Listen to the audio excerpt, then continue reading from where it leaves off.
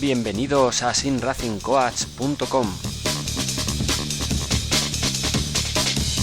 el podcast por excelencia del Sim Racing, donde estarás informado de todo lo relacionado con la simulación de conducción.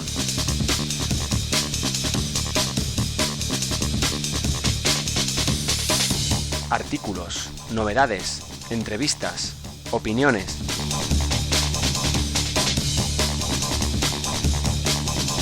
Presentado por Carlos Casas. Pues hoy tengo el gran honor de tener aquí conmigo en el podcast a una eminencia del mundo del motor a nivel nacional.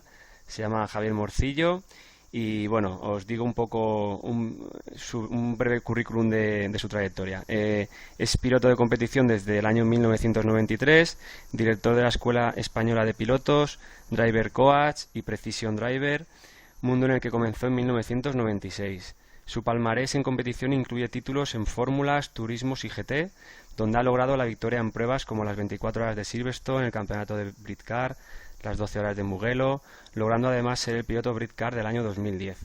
Desarrolla su labor de director de la Escuela Española de Pilotos, mientras sigue en activo compitiendo en carreras de Gran Turismo y trabajando de Precision Driver. Algunos de los trabajos más destacados son Mobile One, Porsche, Ford, espectáculo de Renault y Dunlop. Además cuenta con un equipo de Precision Drivers y coches para todo tipo de filmaciones. Pues nada, ¿qué tal, Javier? Encantado. Pues nada, encantado. Hombre, lo de eminencia se me queda un poco grande, pero quitando eso, todo me parece muy bien. Bueno, ya sabes que para mí, para muchos pilotos que seguimos el motor a nivel nacional e internacional, pues eso, eres una persona que está haciendo un montón por el mundo del motor y bueno, nosotros los sim racers que somos un poco pilotos frustrados, ¿no? Que tenemos que tener en nuestro cockpit y pues para seguir quitándonos el mono de las carreras, pues oye, que es un placer tenerte aquí con nosotros. Pues nada, hombre, encantadísimo. Soy un sim racer también, muy feliz de serlo y bueno, pues es una suerte poder contar hoy en día con simulación como la que tenemos disponible todos. Perfecto, ahora hablaremos más detalladamente. Pues nada, Javier, cuéntanos un poco cuándo empezaste en el mundo del motor. Bueno, pues realmente toda la vida. Yo empecé a competir en karting desde el año 90, me parece que fue. Y bueno, pues la trayectoria habitual de muchos pilotos, ¿no? Karting, monoplazas y una frustrada intención de ir a la Fórmula 1, con eso que sueñan todos los chavales que corren en fórmulas. Y luego, bueno, pues he reciclado mi vida deportiva al mundo de los GTs y los turismos, que es donde acaban los viejunos retirados como yo, ¿no? Muy bien. ¿Y actualmente qué serie o series estás disputando? Ahora este año estoy haciendo un poco un popurrí de campeonatos, no estamos siguiendo ningún campeonato seguido, pero los que hacemos más habitualmente son las 24 horas series, que son las carreras el campeonato donde están las 24 horas de Dubái, las 24 horas de Barcelona, y el Supercar Challenge, que es un campeonato que es de Centro Europa, de GTs, donde básicamente se admite cualquier tipo de coche. Es una locura divertidísima con todos los tipos de GTs más bestias y locos que se puede uno imaginar, ¿no? Y también prototipos, imagino, ¿no? Por ahí. Sí, prototipos. Básicamente todo vale si tiene 4 ruedas, ¿no? Y es muy divertido, es una filosofía muy divertida. Muy bien. ¿Y así tus próximos retos para el 2016 y demás? Bueno, retos concretos no tengo. Yo iba a decir la desgracia, pero no, tengo la suerte infinita de depender pues, de pilotos que me ofrezcan, que me necesiten para cosas concretas. Me encantaría que me llamaran para Le Mans. El año pasado estuvimos a punto de ir a hacer las 24 horas de Le Mans y bueno, pues dependo de que mis clientes, de los dueños de coches que confían en mí, pues que me llamen para lo que a ellos les parezca bien. Lo que les parezca bien a ellos me parece a mí estupendo, o sea que ninguna cosa concreta, no tengo un plan definido, el plan que tengan mis clientes. Muy bien, muy bien. Así como curiosidad, dime qué coches han sido así los más brutales a la hora de pilotarlos, los que mejores sensaciones te han dado. Pues hombre, hay muchos. La verdad es que brutales de potencia, pues hay varios, ¿no? Hay, por ejemplo, el Mosler que conduzco habitualmente es un coche muy bestia de conducción. Tuve la suerte de conducir un Super GT de Mosler, que es igual, pero con 300 caballos más, que fue una verdadera pasada a nivel brutalidad, ¿no? A nivel velocidad, pues un LMP2 es uno de los coches más rápidos que he conducido. Son coches muy refinados, además de toda la potencia, porque te hablo de un LMP2 de hace 4 años, que tenían mucha más potencia que los de ahora. Eran coches muy, muy, muy rápidos, muy refinados y muy, muy difíciles de conducir rápido, de verdad. Y luego de diversión, claramente hay uno, que es el Porsche 996 Cup. Ha sido el coche más loco que he conducido. Un coche que había que llevar al ataque todo el tiempo, de lado, saltando. Muy, muy, muy divertido de conducir. Buah, menuda envidia me das. Sí, Y, muy divertido. ¿Y qué te iba a decir? ¿Y barquetas también has llegado a pilotar? Sí, bueno, he conducido, bueno, un LMP2 es Sí. un prototipo en toda regla. Mm. He conducido algo Radicals, he conducido pues algún tipo de barquetas de este tipo. Y bueno, no soy un gran fan de estos coches. Yo particularmente disfruto mucho más con coches de menos grip aerodinámico y más potencia. Y bueno, pues se conducen, pero son coches que van muy por raíles, que no Claro, puedes ir de lado, que no puedes ir sobreconduciéndolos, ¿no? correcto. Y particularmente me divierto muchísimo con coches que hay que sobreconducir. Claro, claro. Sí, la verdad que ahí sí que es verdad que el Radical es un ejemplo de aerodinámica que te puedes meter en... El paso de curva es muy, muy alto y claro, lo que tú dices, vas un poco entre aires gracias a la carga aerodinámica. Luego ya lo que comentas, que con otros coches en los cuales ahí tienes que ya jugar mucho con el pilotaje para poder meterlo y jugar eso con el deslizamiento, ¿no? Sí, efectivamente. Por ejemplo, los coches que más disfruta un piloto conduciendo son coches clásicos. Los coches clásicos de competición son los más divertidos de conducir. Son coches muy lentos en tiempo por vuelta. Sin embargo, para el piloto es un verdadero disfrute. Tienes que jugar con la adherencia, con la potencia. Vas todo el tiempo en el borde del cuchillo. Una barqueta, un Radical, un F3, son coches que todo lo contrario, tienes que llevar, que hacer que el coche no se mueva un milímetro, pasar por el sitio y jugar muy poco con el gas, porque el gas básicamente va 100% o cero y entonces, bueno, pues es otro estilo de conducción, muy importante también, muy difícil hacerlo bien, Mm. pero mucho menos divertido para un piloto. Correcto. Muy bien. Pues bueno, ahora cuéntanos un poco sobre la función que desempeñas de coach y entrenador de pilotos. Bueno, pues este es mi trabajo al final, este es mi trabajo por encima de todo. Todo lo que hacemos en Escuela Española de Pilotos al final es hacer coaching de una manera u otra. Eh, lo que hacemos es, bueno, conseguir que un piloto llegue a su máxima capacidad.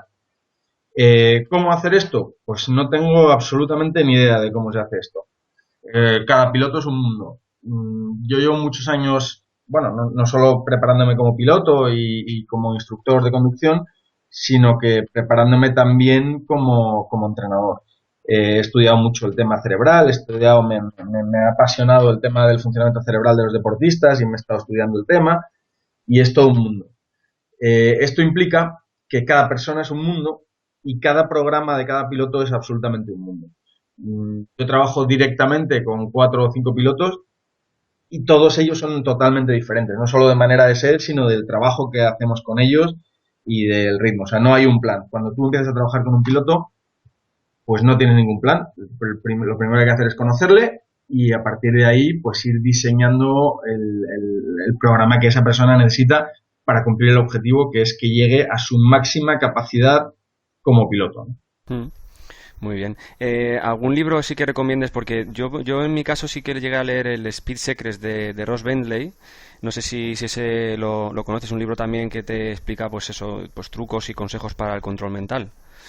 Sí, Ross Bentley es mi ídolo, vamos, Mm. es para mí la referencia mundial en el tema coaching, sin duda. Además es un tipo relativamente poco conocido y es el pionero en realidad de ir un poco más allá. Hasta Ross Bentley lo que se hacía era enseñar a alguien a hacer una curva. Se frena aquí, se traza aquí, este es el vértice y esto se hace atrás.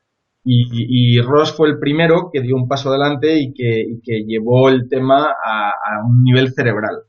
Y entonces los libros de Ross son los que yo recomiendo claramente, aunque hay un proceso anterior. Yo, si queréis mirar en Racing Gang, escribí una lista de los libros, respondiendo a una pregunta que has hecho, y yo di un orden de los libros que yo recomendaría, ¿no? Primero libros de conducción, libros de técnica, de pura técnica de conducción, de funcionamiento dinámico del coche, y cuando has leído eso puedes empezar a leer los de Ross Bentley.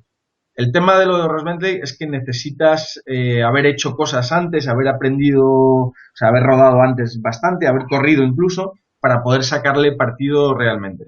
Entonces, es un libro indispensable, pero más adelante, antes hay que leer otros.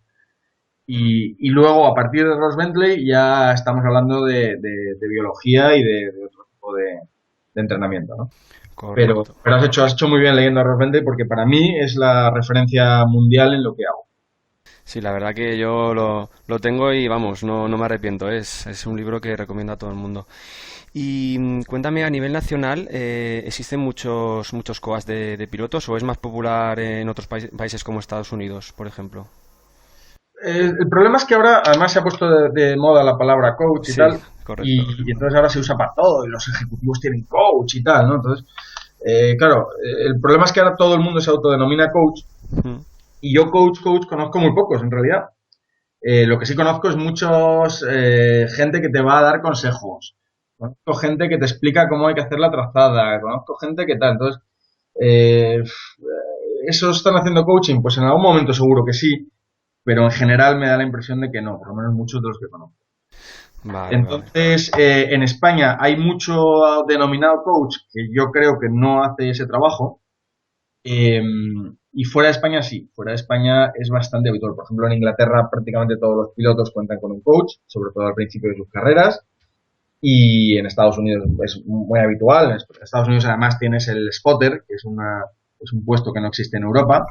Es el que te va hablando por la radio Sí, básicamente el 100% del tiempo. sí, sí. Entonces en España estamos un poco por detrás en todo, en general, en automovilismo. Estamos en un nivel muy bajo, incluido en eso. Es muy español, a los españoles no se nos puede enseñar nunca ni a conducir ni a hacer sexo, porque somos muy machos todos aquí, ¿no? Entonces, pues esto es un poco un fenómeno que tenemos aquí, ¿no? O sea, yo soy la leche, yo soy buenísimo, mi padre me ha dicho que yo soy buenísimo, ¿cómo voy a tener yo un tipo que me diga lo que hacer si yo soy la leche? Pues, es un poco esta actitud, la gente no sabe lo que es un driver coach, no sabe lo que hace un driver coach, y entonces es muy difícil que demanden este servicio. Mm. Fuera sí, y fuera es donde se trabaja prácticamente todo el tiempo. Y según tu opinión, ¿qué faltaría en España o qué debe de cambiar para que esa formación de pilotos sea algo menos costosa y que, por lo tanto, se abra un poco el paso de pilotos con cualidades? Es muy complicada esta pregunta. Ojalá lo supiera, ¿no? Si lo supiera, estaría haciendo todo por hacerlo. El problema principal es que el automovilismo es muy caro. Esto no hay manera de evitarlo. O sea, si un juego de neumáticos, por barato que sea, cuesta 1.000 euros y necesitas 15 al año, pues estamos hablando de 15.000 euros de neumáticos. No puedes evitarlo, no hay manera de evitar eso. Si un coche cuesta lo que cuesta, si hacerlo correr cuesta lo que cuesta, si un circuito cuesta lo que cuesta, pues estamos hablando de un deporte caro, y eso no es evitable. Ahora, ¿qué es lo evitable? Bueno, pues el automovilismo es un negocio, es una industria, los circuitos son empresas, los equipos son empresas, lo tienen que ser, es decir, la gente, los mecánicos que están allí trabajando tienen que pagar su hipoteca. Bueno, pues todo es una industria, y la gente quiere participar de esa industria. Entonces, todas las partes quieren ganar dinero en el tema. ¿Cuánto dinero? Pues esto al final es ley de oferta y demanda, y es muy difícil de regular. Lo que pasa es que lo que nos gustaría a todos es que la gente pudiera correr por muy poco dinero o gratis. Pero es que alguien tiene que pagar eso. ¿Quién lo paga? Pues es muy complicado resolver este tema. ¿Cómo hacerlo? Pues tendría que llegar a una situación al estilo de la Movistar Racing Fórmula que se hizo en mi empresa en el año 98, donde una gran empresa pues patrocinó un programa brutal de búsqueda de talento, apoyándose en una campaña publicitaria brutal para sacarle rendimiento. Se hizo una vez, se hizo en las vacas gordas, y hoy en día no tendría sentido, o sea, no le saldría rentable de ninguna manera. Entonces, es muy complicado porque las facturas hay que pagarlas, alguien las tiene que pagar. y entonces lo complicado es buscar quién las pague. ¿La federación qué papel tiene en esto? Pues bueno, la federación se supone que es un elemento que no tiene ánimo de lucro y yo no sé muy bien cómo funciona, pero debería estar en una promoción constante, buscando maneras, hablando con todos nosotros para buscar una manera de hacer este tema y no lo hacen. Entonces, no te sé dar una solución al tema. Coincides conmigo que en otros países es incluso más económico alquilar pistas, ir con tu coche o con un coche de competición para hacer track days o para hacer días así de eventos deportivos, ¿no? Sí, pero es un pez que se muerde la cola, porque efectivamente en Inglaterra es mucho más barato todo esto, pero para que te hagas una idea, hay track days diarios en los circuitos que tienen 150 coches. En España, al final, es tan pequeñita la industria, es tan pequeñito el número de gente que va a rodar con su coche, es tan pequeñito el número de gente que se compra un casco, es tan pequeñito el número de gente que coge un driver coach, que por la cantidad de gente, por ley de oferta y demanda, no tiene sentido. Tú quieres alquilar el Jarama y tienes que ir a alquilar el Jarama entero al precio que ellos digan.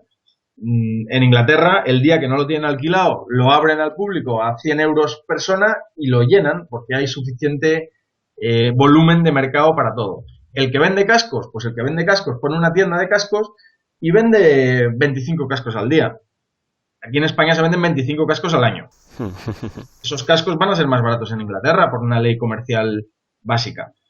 Entonces, ¿de quién es la culpa? ¿Aquí somos todos muy usureros? Pues no. La culpa es de todo, de la cantidad de gente que hay, de la cultura del automovilismo, del volumen de mercado que hay para nuestra actividad. Que no olvidemos que es un negocio, es una industria y que la industria se alimenta de dinero, claro. Correcto.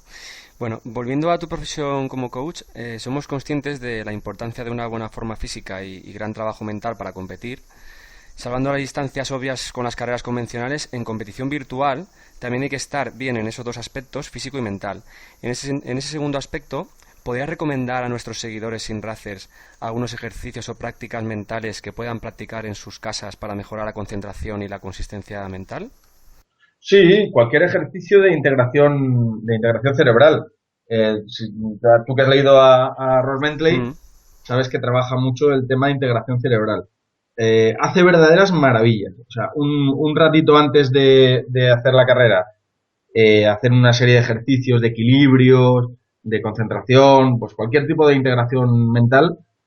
Ross Bentley hace los lazy eights, que le llama, que son esto de mover la mano delante de los ojos y tal. Pero a mí esos particularmente no me gustan mucho, yo tengo mi propio sistema de integración cerebral, pero cualquiera es válido. Pues yo recomendaría claramente eso.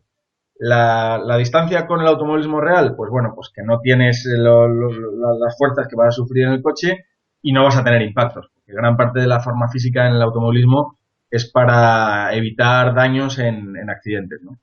Entonces, todo eso te lo ahorras en el sim racing y nada, pero efectivamente la concentración, la preparación mental, la integración mental es esencial, porque requieres muchísima concentración en un simulador. Sí, sí, sí, la verdad que sí. Quizás es eso, antes de la carrera, tomarte tus minutos, respirar profundamente, cerrar los ojos y a lo mejor analizar un poco el circuito, cómo quieres salir en la parrilla de salida, ¿no? Sí, visualizar es una cosa que hay que hacer básicamente para todo en la vida y luego cualquier cosa de equilibrio que hagas es un sistema de integración cerebral muy bueno. Entonces, simplemente, bueno, cualquier cosa de equilibrio, ¿no? Una bola de estas medicinal para sentarte encima a hacer equilibrios o simplemente ponerte a la pata coja y de puntillas un rato, intentando estar el mayor tiempo posible así. Cualquier ejercicio de ese estilo te va a preparar cerebralmente muchísimo mejor para eso. Y aunque tú no te seas consciente de eso, vas a notar las diferencias directamente. O sea, todo va a ser más fácil cuando haces eso que cuando no lo haces. Invito a todos a probarlo. O sea, haz una sesión sin hacer eso, luego bájate del simulador, de un ratito haciendo equilibrios y vuelve a conducir y verás qué pasa. Muy interesante, muy interesante. Pues hablando del Sim Racing, ¿usáis en vuestra escuela de pilotos algún tipo de simulador, algún software profesional o estos simuladores comerciales como Refactor, Assetto Corsa, GameStock Car? Nosotros usamos en la escuela, y bueno, yo en mi casa, tenemos R-Factor, pero reprogramado toda la dinámica del Las coche físicas, correcto. y las físicas, adaptados bueno, pues a lo que necesitamos realmente. El uso es constante. O sea, hoy en día en una escuela de conducción, en una formación de un piloto o para un piloto, un simulador es algo absolutamente esencial, tan esencial como su casco. No puedes huir de eso. Es una herramienta que te aporta tantísimo que es una necesidad. Entonces usamos, lo que pasa es que el uso que se le da es diferente al que la gente piensa. Para empezar, un simulador, yo creo que está mal llamado simulador. Un simulador o sea, no busca simular lo que pasa en un coche de carreras. Lo que sí busca ser es un entrenador. Yo lo llamaría un entrenador. Entonces, en un simulador tienes una serie de cosas que tienes en la realidad, te faltan otras y otras las tienes exageradas. Y entonces el conjunto de todo eso que tienes en un simulador hace que tú prepares tu cabeza para el andar con un coche de verdad, ¿no? Entonces lo que buscas en realidad es entrenar una serie de aptitudes del piloto usando el mal llamado simulador, ¿no? Pero no buscas cambiar una cosa por otra, no buscas que sea exactamente igual que un coche, porque no lo es ni lo va a ser nunca. Pero sí buscas que te prepare en una serie de aspectos para conducir el coche después. Claro, tema trazadas, tema aprender del circuito y demás, ¿no? Bueno, el circuito está bien, te da una buena idea de lo que vas a encontrar. Luego hay muchas diferencias. Por muy bien que esté hecho el circuito del simulador a la realidad, hay muchísima diferencia. Y hay una de las cosas que es importante trabajar con los pilotos cuando conocen un circuito en el simulador, es que cuando llegan a la pista lo olviden absolutamente, el simulador. Trabajen como si no hubieran estado en el simulador y para la segunda sesión ya tiras de lo que has hecho en el simulador, ¿no? Pero te puede dar percepciones equivocadas del simulador muy fácilmente y lo que se hace es que tú trabajas la solución a problemas. Tú estás haciendo una curva concretada en un circuito, entonces lo que entrenas es la agilidad mental para buscar qué es lo que necesitas hacer en esa curva, qué opciones tienes y cómo eliges la mejor opción para afrontar esa curva o ese problema concreto de esa situación. Esta solución se va a parecer mucho a la que te vas a encontrar después con el coche de verdad. Y esa agilidad mental es la que tú en realidad estás entrenando en el simulador. El enfrentarte a una curva y buscar la manera óptima de hacerla en el menor tiempo posible. Eso es lo que en realidad trabajas con un piloto en el simulador. Muy bien, muy bien. No, muy, muy interesante. Yo también tengo aquí mi cockpit y demás. Intento siempre tener la mayor inmersión posible para sentirme dentro del coche y del circuito, pero vamos, súper interesante lo que has comentado, que al fin y al cabo lo que es un entrenador, ¿no? Porque no podemos comparar nunca un simulador a un coche real, ya solo con las fuerzas G y las vibraciones que existen, vamos, es imposible. Sí, no, yo creo que el error es intentar compararlo. No es comparable, pero ni para bien ni para mal. Es decir, es otra cosa, es un entrenador. Para ir bien en un simulador hace falta saber muchas cosas, hacer bien muchas cosas que son necesarias para hacerlo bien en el coche. Pero eso no quiere decir ni que lo vayas a hacer bien en el coche, ni que sea igual. Quiere decir que requiere un montón de cosas que son iguales. Ahora, que eso después lo vas a traducir al coche, pues eso no está claro, ni al revés, ni gente que va muy bien en coche Claro. es capaz de manejar bien un simulador. Claro. Entonces es un tema complicado. Por eso, simulador a mí no me acaba de gustar la palabra, más bien lo que te digo, entrenador. Es un excelente entrenador de pilotos, pero no es un simulador. Correcto. Aparte, por esa regla de tres, si un piloto profesional se pusiera en un simulador, pues podría hacer los mismos tiempos, incluso estar al mismo nivel que gente que está todo el día en el ordenador dándole a los sims. ¿Y qué pasa? Que al final un chaval de 15 años aprende sus trucos para llevar el coche del simulador al máximo y ese chaval lo pones en un coche real y no va a hacer nada. O sea que al fin y al cabo lo que tú dices, que es más para entrenar, no para comparar uno y otro. Eso es. Hay una diferencia fundamental entre un simulador y un coche, que es la principal.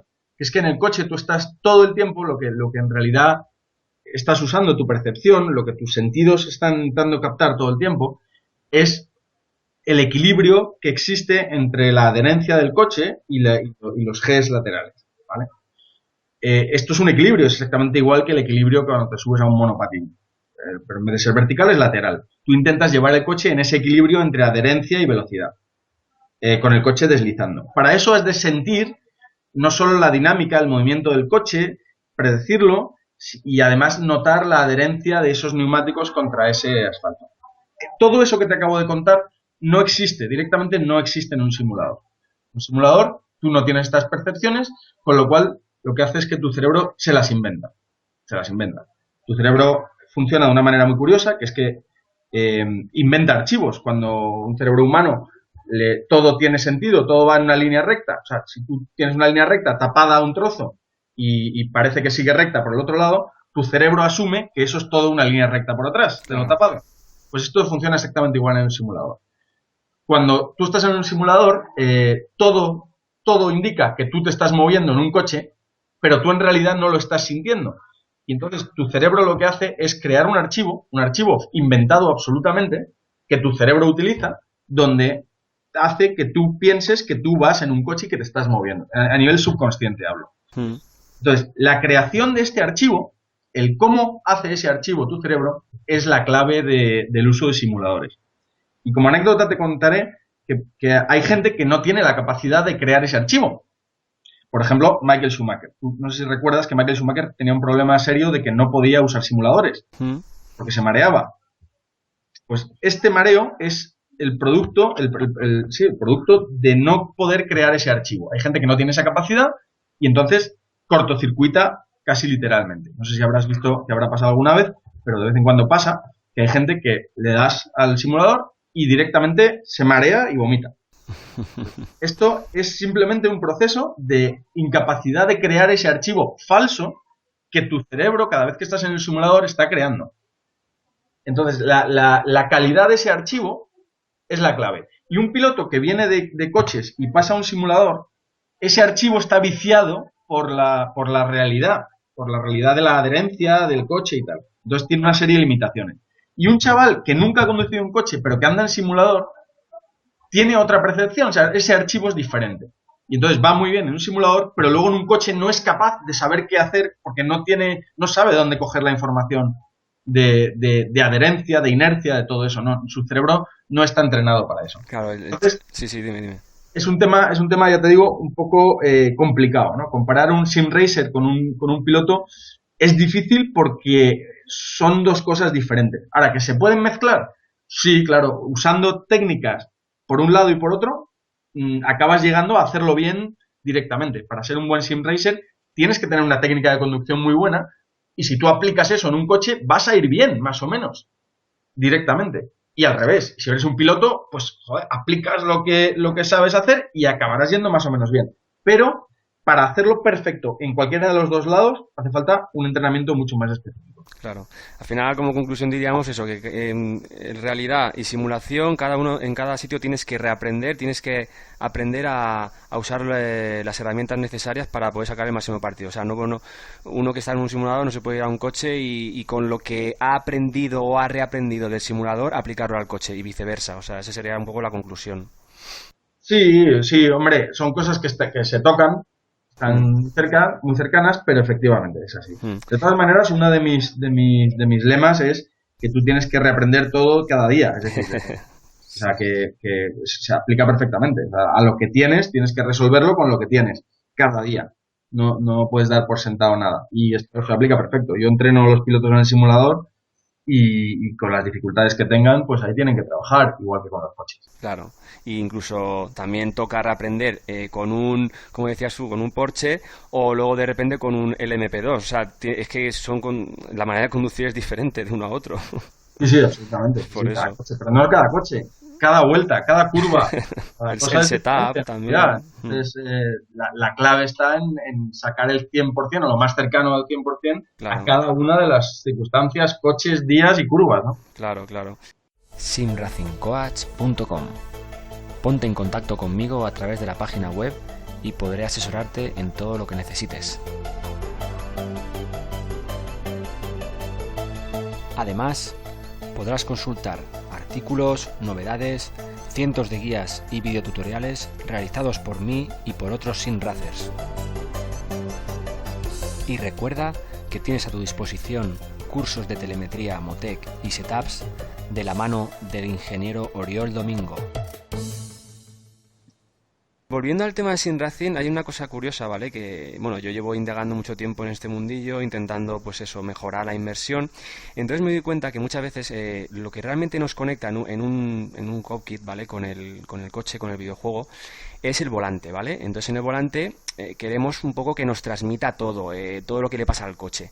¿Qué pasa? Que nos viciamos mucho a eso porque luego en un coche real el volante transmite, pero estarás conmigo que lo que más transmite es tu baquet, ¿no? O sea, la vibración que tú percibes en el cuerpo, con lo cual yo diseñé hace poco, pues eso, un sistema de vibración para el cockpit, el cual, a base de un programa de telemetría, te va mandando la información a tu cuerpo, para que me entiendas, notas los baches, las revoluciones, las marchas, cuando pisas un piano, y por lo menos te sientes como más conectado, y así el volante no hace falta que te saque tanta información extra que realmente en un coche no tendrías. Sí, bueno, efectivamente, todo lo que estás diciendo es correctísimo. El problema es que necesitas toda la información que no tienes real, la intentas captar a través de lo que tienes, que es el volante en la mayoría de los casos, ¿no? El movimiento del cockpit, lo que pasa es que es muy peligroso para el simulador, porque o es absolutamente perfecto o es contraproducente, ¿vale? Y entonces hacerlo absolutamente perfecto es muy complicado, como bien sabrás tú mejor que yo. Sí.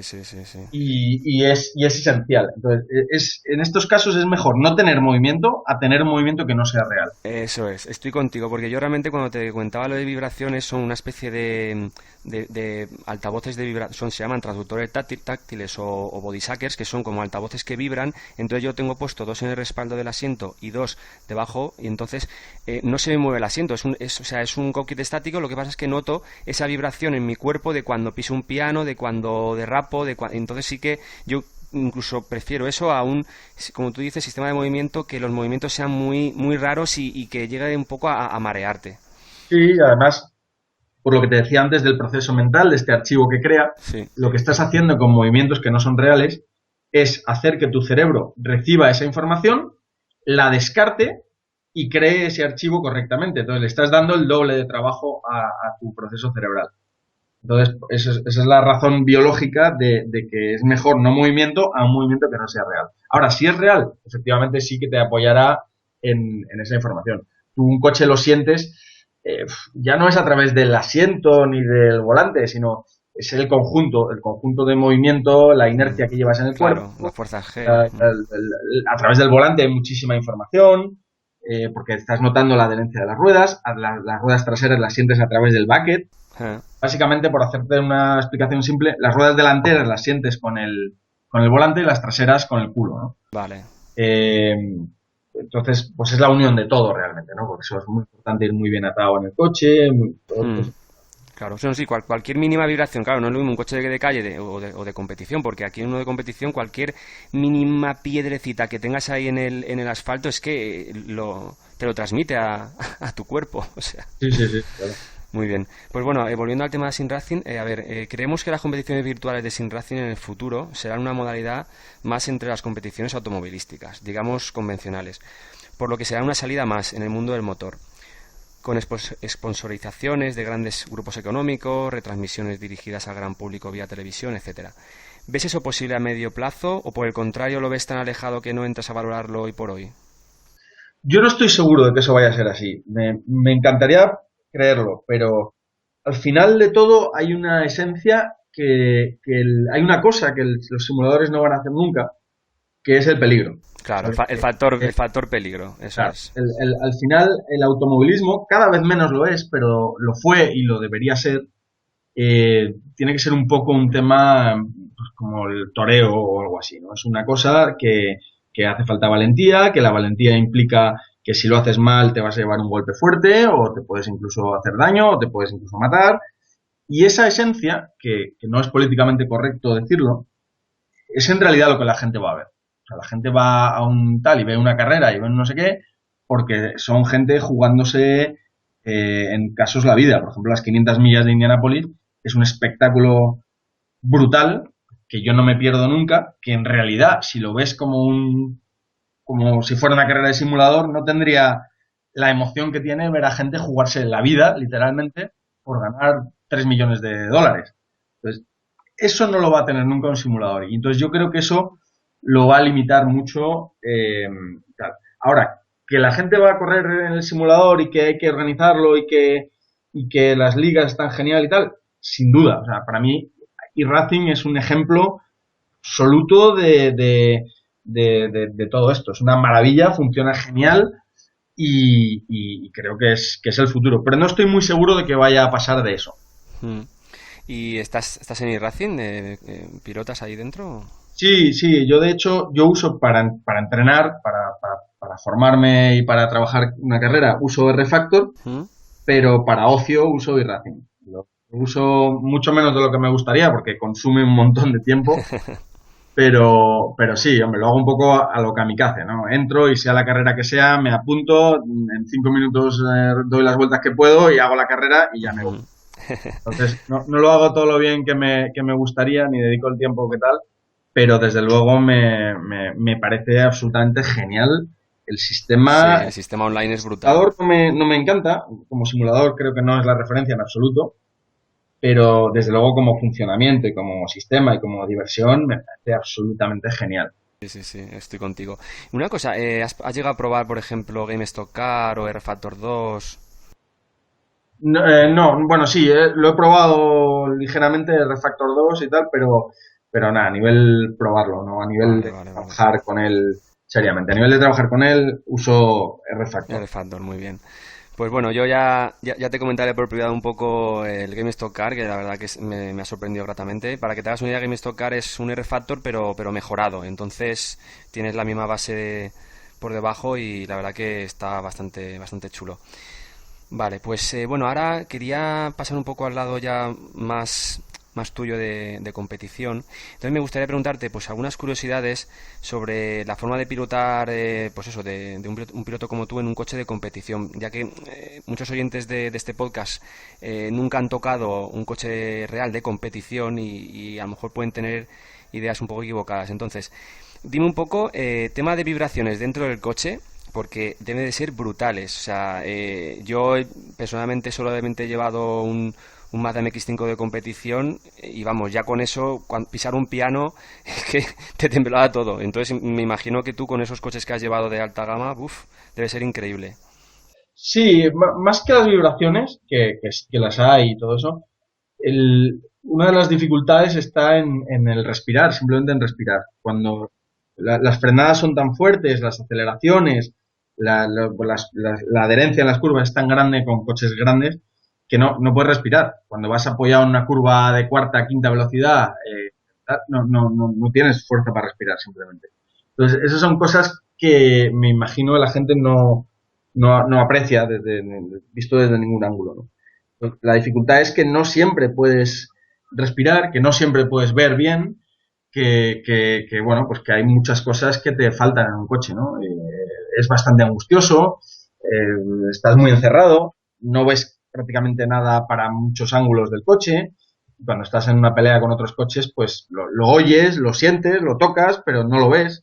Entonces son cosas curiosas principalmente eso. Y luego las curvas rápidas en un coche grande, bueno, pues requieren muchísima fuerza física. Yo no importa lo que entre en el cuello, cuando tengo carrera de más de media hora de stint, tengo agujetas en el cuello al día siguiente, sin duda. Claro, es que Entonces, la esas son fuerza lateral es brutal, ¿eh? la fuerza lateral, pero es muy constante, las frenadas son muy bruscas, las aceleraciones. Depende mucho del coche, claro. Cuanto más rápido el coche y más adherencia, más pasa todo esto que te digo.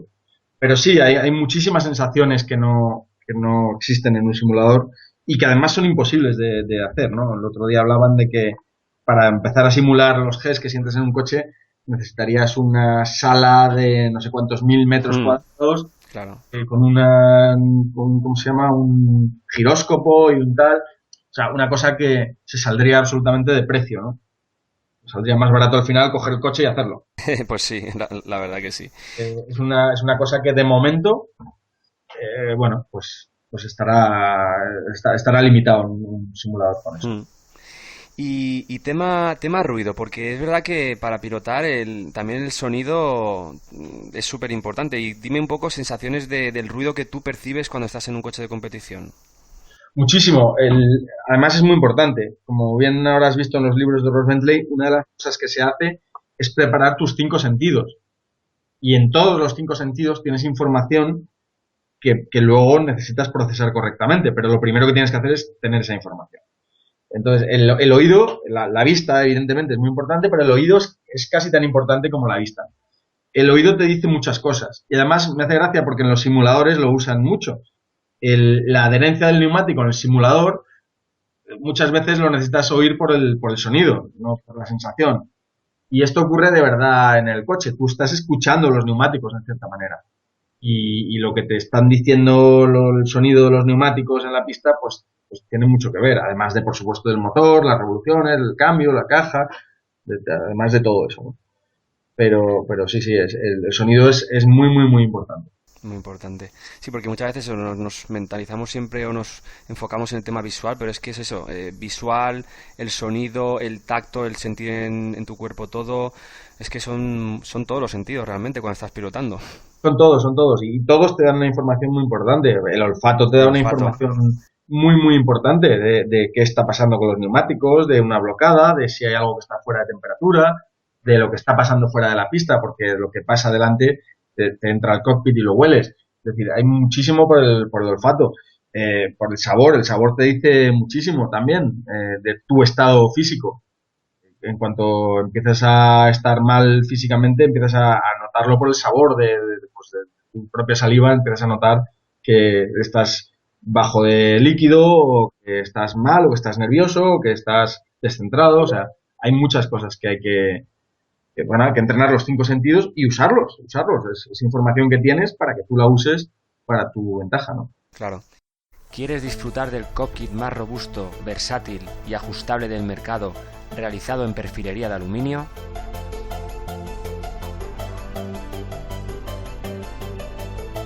¿O sentir como nunca las frenadas gracias a nuestro modo hidráulico para Logitech G25 y G27 y nuestra próxima pedalera Pro? TotalSpanishSimulator.com. Accesorios de calidad para la simulación.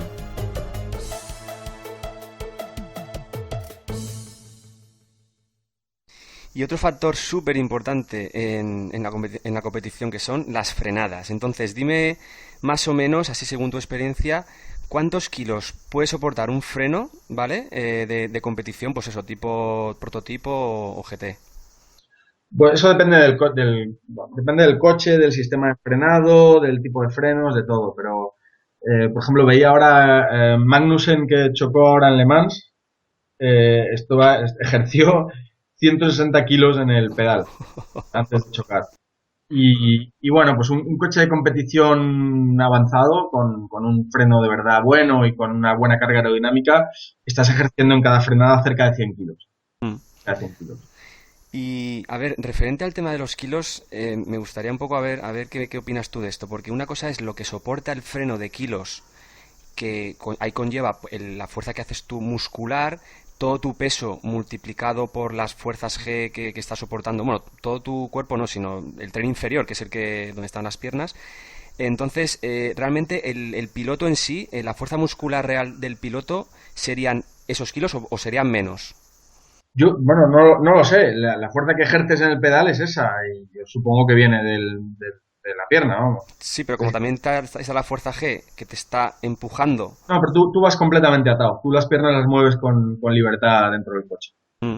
Entonces, bueno, es que saltas encima del freno con toda tu fuerza, realmente. Claro, o sea, como que tu cuerpo, o sea, estás totalmente apoyado Sí, sí, En el tú freno, para soplas que me entiendas. con toda tu fuerza. Tú Eso es. te pones encima del pedal con toda tu fuerza. Claro, claro, Esto claro. depende mucho del coche. Hay coches que no, hay coches que requieren muy poquita pedal de freno. Por ejemplo, yo estuve corriendo con un Volkswagen en las 24 horas de Dubái que tenía servofreno y era dificilísimo por eso, precisamente, porque había que ejercer muy poquita presión. Y entonces es muy difícil regular cuando aplicas muy poca presión.